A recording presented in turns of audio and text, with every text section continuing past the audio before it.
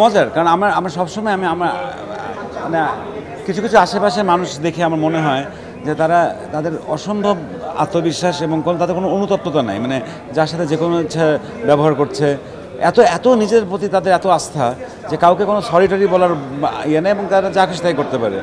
আমার কাছে তাদেরকে ওই সময় বেয়াদবি মনে হয়, কিন্তু তারপরে আমি যখন বললাম যে তাও আমি তো ওরকম হওয়া আমার জন্য একটু ডিফিকাল্ট, আমি সারাক্ষণই সরি বলতে বলতে উল্টে যাই। তো ভাবলাম যে এরকম একটা অ্যাটলিস্ট এই চরিত্র করার মাধ্যমে যে ওদেরকে একটু ভালো জানতে পারি, বুঝতে পারি আর কি। জি, ওটাই, মানে ওটাই আমি আমি আমার জন্য অভিনয় করাতে একটা মানে একটা মজার বিষয় হচ্ছে যে আমি যেটা না, সেই বিষয়টা আমি অনেক এক্সপ্লোর করতে পারি as an actor. It's my job. আমি সব ধরনের, মানে এটা, কারণ এটা তো সাময়িক, অ্যান্ড থ্যাঙ্কফুলি অভিনয় মধ্যে অভিনয় আমাদের আসল নিজেদের ব্যক্তিগত ব্যক্তি জীবনে সেই জিনিসটা আমাদের করতে হয় না। তো অভিনয়ের জন্য অভিনয়ে যখন আমি স্ক্রিনে আছি ততক্ষণ আমি একটা কমপ্লিটলি ডিফারেন্ট ক্যারেক্টার করতে পারি, সেটা যেই হোক, সেটা ধনেশ্বর হোক, কাজল রেখায়, সেটা ইন্সপেক্টর এসআই মোকলেস হোক, অসময়, এটা এখানকার ক্যারেক্টার নাম এখন আমি আসলে আপনারা তো ডিস্কো বাবু হোক, ফিমেল 4-এ, এইটা আমি মনে করি যেটা সৃষ্টিকর্তা আমাদেরকে একটা অসাধারণ সুযোগ করে দিয়েছেন। আমরা কিছুদিন পর পর আমরা একটা অন্য মানুষের জীবনে গিয়ে কয়েকদিন থেকে আবার চলে আসতে পারি। এটা আমার মনে হয় আমার জন্য যেন একটা মেন্টাল রিলিফ। আমার মনে হয় যেন আমার জীবনের সমস্যা দুঃখগুলো থেকে আমি সরে যেতে পারি কিছুক্ষণের জন্য। And it's an honour. আমার জন্য এটা একটা বিশাল গৌরব, এবং আমার খুব অনারের বিষয় যে আমরা এই কাজটা করতে পারি।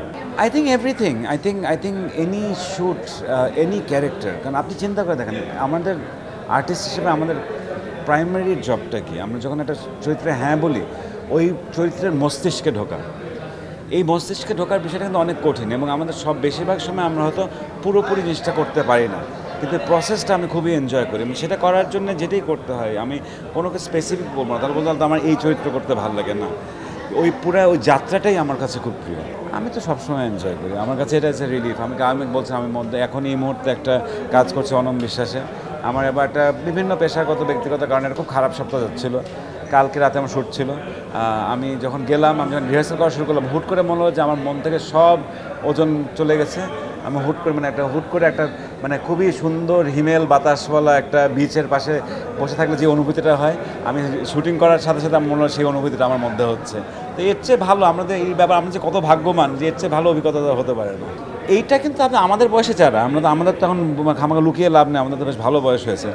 আমরা যেটা আগে বড় পাড়ায় থাকতাম, পাড়ায় যে থেকেছে আর গরুর দৌড় খায়নি, সে হয় মিথ্যা কথা বলছে, না হলে সে খুবই ভাগ্যবান।